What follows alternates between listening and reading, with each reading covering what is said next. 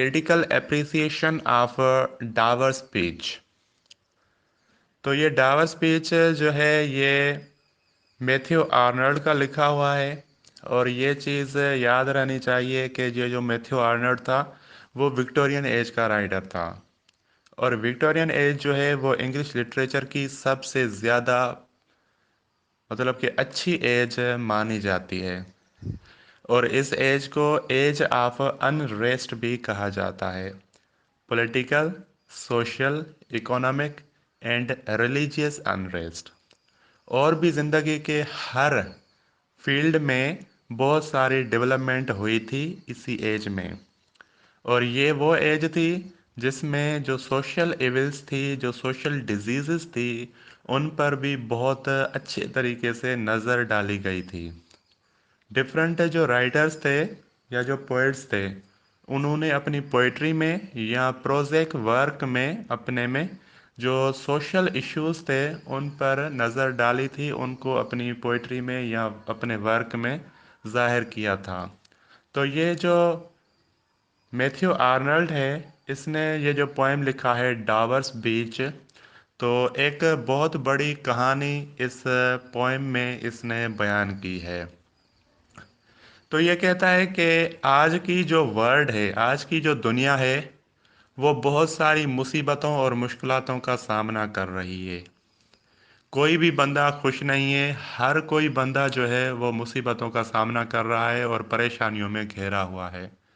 और कहता है कि जबकि ये आज की बात नहीं है, पर 200, 300, 400 साल पहले वाले लोग जो थे या पहले जो सोसाइटीज़ थी, उनका भी यही हाल था। वो भी मुसीबतों में फंसे हुए थे। और आज उस बात को 400 साल फॉर एग्जांपल गुजर गए हैं, पर आज वाली सोसाइटी जो भी है वो भी उन सेम इश्यूज को फेस कर रही है। तो कहता है कि इसके पीछे एक वजह है, इसके पीछे एक रीज़न है।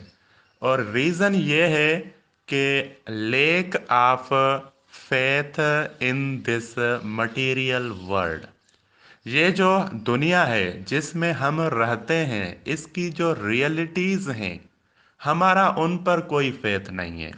हम उनको इग्नोर करते हैं, उन रियलिटीज़ को। इसीलिए हम मुसीबतों का और परेशानियों का सामना करते हैं, वो हमें घेरे हुए हैं।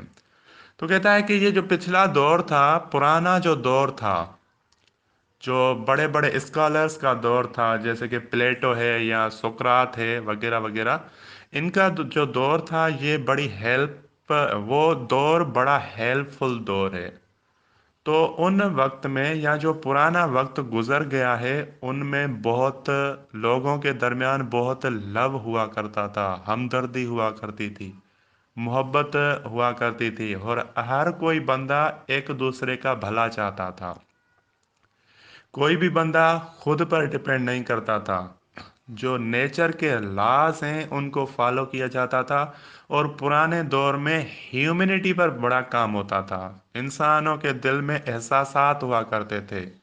और अब क्या है, वो एहसासात मर गए हैं, वो एहसासात ख़त्म हो गए हैं, और इंसान जो है वो इंसान से लड़ रहा है। और इंसान इंसान को अपना दुश्मन समझकर लड़ रहा है, और रियलिटी को ना जानते हुए कि वाकई ये मेरा दुश्मन है भी कि नहीं है। बस वो हर कोई बंदा इस फाइटिंग में मसरूफ है। कोई किसी का अच्छा नहीं चाहता, जो आगे बढ़ता है उसको डाउन करने की कोशिशें जारी हो जाती हैं। और इंसान इंसान के लिए जो कर रहा है वो बड़ा खतरनाक है। और उसके दिल में ना एहसास है, ना कोई हमदर्दी है, ना कोई खुलूस है कि किसी और का भला हो। हर कोई बंदा जो है वो प्रोफेशनल लाइफ जी रहा है, अपने मर्जी की लाइफ जी रहा है, जिसमें किसी और का इंटरफेरेंस वो बर्दाश्त करने के लिए तैयार ही नहीं है। तो वो पुराने दौर की भी बात करता है कि पुराना जो दौर था, मुसीबतें थीं। 400 साल पहले भी मुसीबतें थीं, आज भी हमारी सोसाइटी में वही भी मुसीबतें हैं, पर प्रॉब्लम्स हैं। इसकी वजह यह है कि जो हम फेथ इन दिस वर्ल्ड, जो इस दुनिया के रियलिटीज़ पर जो हमारा यकीन है, वो ख़त्म हो गया है।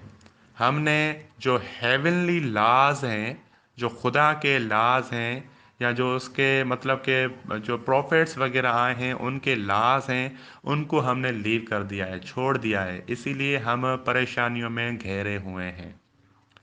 اور اس کے بعد اس نے ایک اور چیز کو بھی پوائنٹ آؤٹ کیا ہے کہ اس وقت رشین ریولیوشن جو تھا، مطلب کہ فرینچ ریولیوشن، رشین ریولیوشن پہلے کی بات ہے، فرینچ ریولیوشن جو تھا وہ گزر رہا تھا، اس ٹائم پیریڈ کی یہ بات ہے جو اس نے یہ کہا ہے کہ یہ دنیا میں جو ہر بندہ ہے وہ پروفیشنل ہو گیا ہے، لڑائی اور جھگڑے میں مصروف ہے، یہ فرینچ ریولیوشن کے بعد کی بات ہے۔ تو فرینچ ریولیوشن نے اس بات پر بہت بڑا مطلب کہ افیکٹ کیا تھا۔ اور اس وقت جب یہ ٹاپک لکھا گیا تھا تو اس وقت فرانس اور برٹن، ان دونوں کے درمیان بہت سی لڑائیاں ہو رہی تھیں۔ جب یہ ٹاپک لکھا گیا تھا نا تو فرانس اور برٹن کے درمیان بہت ساری لڑائی ہو رہی تھی اور بہت سارا نقصان کیا جا چکا تھا، مالی نقصان اور جانی نقصان۔ تو اسی لیے اس نے کہا کہ ہر کوئی بندہ پروفیشنل ہے اور انسان انسان سے لڑ رہا ہے، کسی میں کوئی ہمدردی نہیں ہے، ہر کوئی پیسے کے چکر میں ہے اور نیم اینڈ فیم کے چکر میں ہے، کوئی کسی کا اچھا نہیں چاہتا، کوئی کسی کا بھلا نہیں چاہتا۔ اور اسی لیے ہی ہماری جو یہ ورلڈ ہے یہ بہت بڑا نقصان اٹھا رہی ہے اور ہم انسان جو ہیں وہ بہت پیچھے ہو گئے ہیں۔ اور اس نے کہا کہ یہ جو انڈسٹریل ریولیوشن ہے یا فرینچ ریولیوشن کے بعد جو انڈسٹریل ریولیوشن ہے اس میں انڈسٹریز آ گئی ہیں، مشینری کا دور بڑھ گیا ہے اور اس انڈسٹریز نے اور بھی زیادہ کام خراب کر دیا ہے۔ پہلے جو تھے وہ لیبررس ہوا کرتے تھے، مزدور ہوا کرتے تھے، تو وہ کام کرتے تھے تو ان کا بھی گزر سفر ہو جاتا تھا، مطلب کہ مزدوری کر کے ان کا بھی گزر سفر ہو جاتا تھا اور لوگوں کے دلوں میں ایک دوسرے کے لیے احساس بھی ہوا کرتا تھا۔ جو کہ پور فیملیز ہیں ان کا احساس بھی کیا جاتا تھا کہ یار یہ پور ہیں اور ان کا اچھا ہونا چاہیے، ان کے ساتھ بھلا کیا جائے۔ پر اب انڈسٹریل ریولیوشن یا انڈسٹری کے آنے کے بعد یا جو مشینریز آ گئیں ان کے بعد مشینریز کی اہمیت بڑھ گئی، انسان کی اہمیت ختم ہو گئی۔ انسان کو کوئی سلام بھی نہیں کرتا تھا اور ہر کوئی بندہ جو ہے مشین کے پیچھے چلا گیا اور اسی طرح سے جو ہیومینٹی ہے، جو انسانیت ہے، اس کا بھی فال ڈاؤن ہو گیا، وہ بھی نیچے گر گئی۔ تو اسی طرح سے یہ جو ڈاور بیچ اس کا پوئم ہے اس میں یہی کہا گیا ہے کہ ہم پہلے بھی مصیبتوں میں تھے، ہم آج بھی مصیبتوں میں ہیں۔ اس کی وجہ یہ ہے کہ ہم جو ریئلٹیز ہیں، faith in the realities of the world, جو اس دنیا کی جو ریئلٹیز ہیں ان پر جو ہمارا یقین ہے وہ کمزور ہو گیا ہے، وہ ختم ہو گیا ہے، اسی لیے ہم انسان نہیں رہے، ہم جانوروں کے مثل ہو گئے ہیں۔ اور اس کے بعد یہ کہتا ہے کہ جو منی ہے، ہر کوئی منی کے پیچھے پڑا ہوا ہے اور یہ بھی نہیں سوچتا کہ اس 5 یا 10 یا 20 ہزار کے چکر میں میں کتنا کسی اور کا نقصان کر دیتا ہوں۔ مطلب کہ جانوں کی بھی پرواہ نہیں ہوتی، کسی کی عزت کی بھی پرواہ نہیں ہوتی، کسی کے مال کی بھی پرواہ نہیں تھی، صرف پیسے کی پرواہ ہوتی ہے۔ تو اسی پیسے نے اور بہت ساری جو ہیومن وشز ہیں انہوں نے ختم کر دیا ہے ہر کام کو، انہوں نے ہر چیز جو یہ محبت، یہ بھائی چارہ، یہ ہمدردی تھی، ان کو سب کو ختم کر دیا ہے۔ اسی کی وجہ سے یہ دنیا یا جو ہماری سوسائٹیز ہیں وہ بہت ساری مشکلاتوں کا سامنا کر رہی ہیں۔ اور اگر یہ فیتھ ہمارا بڑھ جائے، ان ریئلٹیز پر ہمارا فیتھ بڑھ جائے تو ہماری جو سوسائٹیز ہیں وہ ڈیولپ ہوں گی اور وہ آگے جائیں گی اور بہت ساری ترقی بھی کریں گی، پر تب جب وہ فیتھ پھر سے برقرار ہو۔